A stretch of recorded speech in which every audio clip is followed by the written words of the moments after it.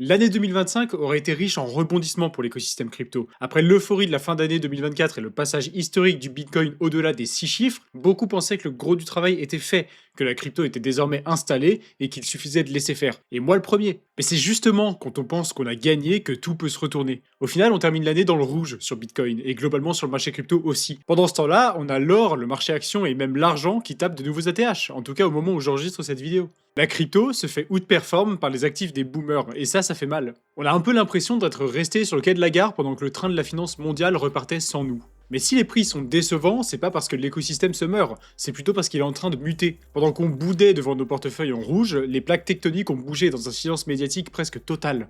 On a confondu l'absence de performance avec une absence d'évolution, alors que 2025 a été l'année des chocs structurels les plus violents de l'histoire de notre industrie. Je voulais pas vous faire une vidéo rétrospective de 2025 comme les autres, déjà parce qu'on a couvert l'actualité crypto toute l'année, mais aussi parce que je voulais finir 2025 en beauté avec vous. Vous le savez, l'écosystème crypto foisonne de partout, tout le temps, et c'est très facile de louper des informations. Du coup, j'ai fait des recherches et j'ai sélectionné 4 infos critiques que vous avez probablement ratées cette année, mais qui pourtant se révèlent très importantes pour notre industrie. Vous allez voir, il y a de quoi faire. Allez, c'est parti. On va commencer par une info assez terrifiante pour quiconque a déjà touché à la question de la gouvernance dans l'écosystème crypto. On a longtemps vécu bercé d'une douce illusion, celui que les organisations autonomes décentralisées, les fameuses DAO, étaient des entités intouchables, protégées par le fameux mantra Code is Law. L'idée était simple, si c'est sur la blockchain et qu'il n'y a pas de siège social, la justice ne peut rien faire. Mais récemment, il y a eu l'affaire Samuels vs Lido DAO, c'est-à-dire le jour où un tribunal fédéral américain a statué sur une question que tout le monde évitait. Juridiquement, c'est quoi une DAO? Et la réponse du juge a fait l'effet d'une bombe. Faute d'avoir créé une fondation ou une LLC, la Lido DAO est désormais traitée par défaut comme une société en non collectif, ou General Partnership en anglais.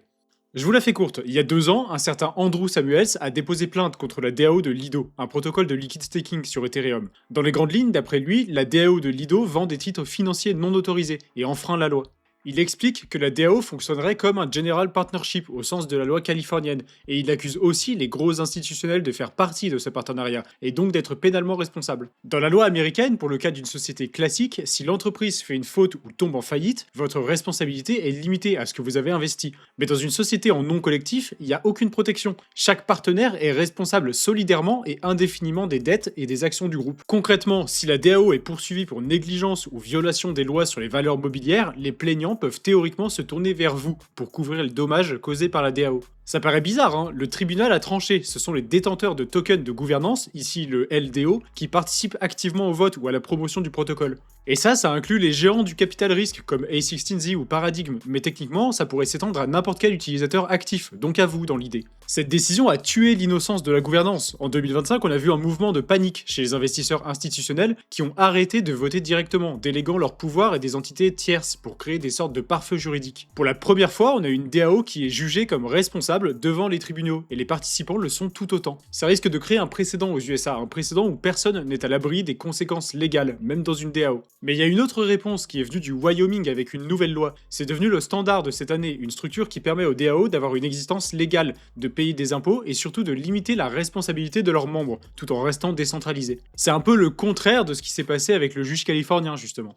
Avec cette affaire, voter sur une proposition de gouvernance est passé d'un geste communautaire sans conséquence à un acte juridique engageant. La zone grise s'est refermée et l'ère de l'anarchie organisée a laissé place à une structuration obligatoire. Si vous détenez des tokens de gouvernance, vous ne pouvez plus ignorer la structure légale qui se cache derrière votre protocole préféré. À voir comment tout ça va évoluer, bien sûr. La deuxième information que vous avez probablement manquée, car elle se joue dans les coulisses de la haute finance internationale, concerne la fin d'un monopole vieux de 80 ans, celui du dollar américain comme seule autorité des échanges mondiaux. Pendant qu'on se demandait si les stablecoins allaient être régulés aux États-Unis, une coalition menée par la Chine, la Thaïlande, les Émirats arabes unis et surtout l'Arabie saoudite a franchi une étape historique en 2025 avec le passage en phase opérationnelle du projet M-Bridge. Pour comprendre pourquoi c'est un séisme, il faut comprendre comment fonctionne le monde actuel. Aujourd'hui, si une entreprise brésilienne veut payer un fournisseur, je sais pas moi, au Vietnam, par exemple, l'argent ne va pas directement du Brésil vers le Vietnam. Il passe par tout un réseau complexe de banques correspondantes, s'arrête presque toujours à New York pour être converti en dollars et transite par le système Swift. C'est une usine à gaz et surtout ça donne aux États-Unis un pouvoir immense. Le projet M-Bridge, qui est piloté par la BRI, la Banque des règlements internationaux, vient de casser ce modèle. Ce système a atteint le stade de produit minimum viable. C'est plus une expérience de laboratoire, c'est une infrastructure technique réelle.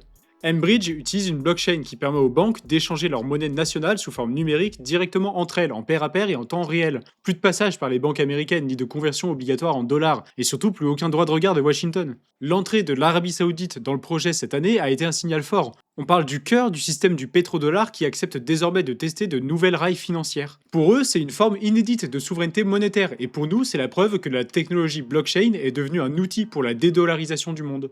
Pendant que les stablecoins qu'on connaît bien sont utilisés par certains à des fins d'inclusion financière et de protection contre l'inflation, les États, eux, utilisaient la blockchain pour se protéger des sanctions diplomatiques.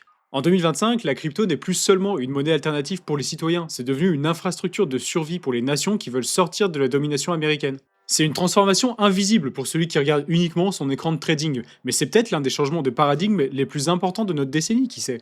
Cette année, on a aussi assisté à une grande fragmentation au niveau des réglementations. Pendant des années, on a attendu que les régulateurs se réveillent. Aujourd'hui, ils sont bien réveillés, mais ils n'ont pas du tout la même vision de notre écosystème selon l'endroit où on se trouve sur la planète. D'un côté, on a l'Europe. Le 30 décembre 2024, le règlement MiCA est entré pleinement en vigueur, et en 2025, ça a été l'année du crash test. L'Europe a choisi de devenir la forteresse de la conformité. C'est une super nouvelle pour la sécurité, les plateformes sont auditées, les fonds sont mieux protégés, mais pour l'utilisateur crypto habitué à la liberté totale, c'est la douche froide. Cette année, les principaux exchanges ont massivement délisté les stablecoins non conformes, comme l'USDT par exemple, pour les résidents européens. On s'est retrouvé avec un marché plus propre, certes, mais beaucoup moins liquide, fragmenté entre des versions régulées de l'euro et du dollar, qui peinent encore à offrir la même flexibilité que les outils historiques du secteur. À l'autre bout du monde, en Asie, la stratégie est diamétralement opposée. Pendant que l'Europe érige les barrières pour protéger les consommateurs, Hong Kong et Singapour ont par exemple ouvert les vannes complètement. En août dernier, Hong Kong a finalisé son régime de licence pour les émetteurs de stablecoins avec une seule idée en tête, devenir l'aimant mondial de la crypto. Là-bas, la réglementation n'est pas vue comme un frein, mais comme un moteur. Ils offrent de la clarté réglementaire pour attirer les projets que l'Europe et les États-Unis rejettent ou surrégulent par prudence excessive. Maintenant, un projet crypto ne peut plus se lancer en se disant je vise le monde entier avec une seule stratégie. Il doit choisir son camp. Soit il accepte la lourdeur et la sécurité de la forteresse européenne pour rassurer les institutions, soit il fonce vers le pragmatisme asiatique pour garder son agilité et sa liquidité. Les USA aussi tentent de tirer leur épingle du jeu et se trouvent quelque part entre les deux. Cette fracture géographique redessine totalement la circulation de l'argent pour la première fois. On voit des flux massifs de capitaux Web3 quitter l'Occident pour s'installer durablement en Asie. Si vous vous demandez pourquoi certains protocoles ne sont plus accessibles chez nous, genre Monero par exemple sur les exchanges, ou bien pourquoi la liquidité semble s'évaporer de nos plateformes européennes, vous avez la réponse. L'écosystème crypto a désormais plusieurs visages et il ne se regarde plus. Et enfin, un dernier truc que vous avez peut-être raté, c'est l'arrivée de Firedancer sur Solana, qui signe peut-être la fin des pagnes de consensus. Pendant des années, Solana a traîné une réputation, une étiquette assez particulière. C'est une blockchain ultra rapide, certes, mais qui tombe tout le temps en panne. Ces pannes mondiales étaient le talon d'Achille du réseau et empêchaient les grandes institutions d'y placer sérieusement leurs capitaux. Ces pannes venaient d'un problème assez simple en fait. Tous les validateurs du réseau utilisaient le même logiciel pour faire tourner la blockchain. Le truc, c'est que si ce fameux logiciel a un bug, forcément une grosse partie du réseau se retrouve affectée. C'est un point de défaillance unique majeur. En tout cas, c'était, parce qu'il se pourrait bien que ces pannes sur Solana soient de l'histoire ancienne. Laissez-moi vous parler 2 minutes de Firedancer. Firedancer, c'est pas une simple mise à jour, c'est une réécriture complète du protocole, réalisée de zéro par Jump Crypto, une firme légendaire de trading haute fréquence. Pour la première fois, Solana dispose d'un deuxième client indépendant, écrit dans un langage de programmation différent et très connu des développeurs, le C++, le tout avec une architecture modulaire ultra performante. Le résultat est double. D'abord, les performances sont vraiment décuplées. En test, Firedancer a démontré qu'il pouvait traiter plus d'1 million de transactions par seconde, dépassant de loin les 50 000 transactions par seconde du logiciel de base. Mais surtout, il a apporté la diversité. Aujourd'hui, si le logiciel original de Solana rencontre un bug critique, les nœuds qui font tourner Firedancer devraient continuer de valider les blocs. Le réseau ne devrait plus tomber en panne. C'est un gros signal de maturité pour la blockchain d'Anatoly Yakovenko, et peut-être la pierre angulaire qui manquait pour faire passer Solana à la vitesse supérieure. Cette année, le réseau n'a enregistré aucune panne, et ça fait plus de 16 mois consécutifs que c'est le cas. Ce n'est plus une blockchain de test pour traders de memecoin, c'est devenu une infrastructure financière capable de supporter les flux d'un Nasdaq ou d'un réseau Visa sans risque de panne. Solana a officiellement quitté sa phase bêta pour devenir une machine de guerre dans l'écosystème crypto, et c'est ce qui explique pourquoi, malgré la morosité du marché cette année, l'intérêt des institutionnels pour ce réseau n'a jamais été aussi élevé. On en revient donc à notre constat de départ. Oui, les portefeuilles sont dans le rouge, oui, la crypto se fait aujourd'hui outperformer par d'autres classes d'actifs bien plus capitalisées. En fait, pour beaucoup, 2025 ressemble à une année perdue, une année de stagnation où l'excitation s'est évaporée. Mais si on prend un instant pour se pencher un peu sur tout ce qui s'est passé depuis un an, on comprend que la réalité est radicalement différente. La régulation aux USA, l'adoption institutionnelle, les lignes qui bougent, tout ça c'est pas une lente agonie, c'est une mutation. On est passé d'un terrain de jeu pour quelques geeks idéalistes et autres spéculateurs à un champ de bataille politique et stratégique. Le marché ne se comporte plus comme un casino géant parce qu'il est en train de devenir une infrastructure financière globale. Et c'est aussi pour ça que la volatilité commence petit à petit à s'écraser et que certains parlent de fin de cycle sur le marché crypto. La frustration que nous ressentons face au graphique est le prix à payer pour cette transition. L'ère du Far West où l'on pouvait ignorer les lois, les frontières et la fiabilité technique est terminée. Le temps où tout montait après une hausse de Bitcoin, ça aussi, c'est sûrement derrière nous. 2025 a été l'année où la crypto est devenue trop importante pour rester en dehors des structures du monde réel. Alors ne vous laissez pas trop aveugler par le rouge des courbes. Le prix, c'est du bruit. Ce qui est important, c'est tout ce qui se passe autour. Et vis-à-vis de ça, cette année aurait été vraiment charnière pour notre industrie, c'est le cas de le dire. Le train de la finance mondiale n'est pas parti sans nous, il est simplement en train de changer de rail, et pour la première fois, ce sont des rails que nous avons construites.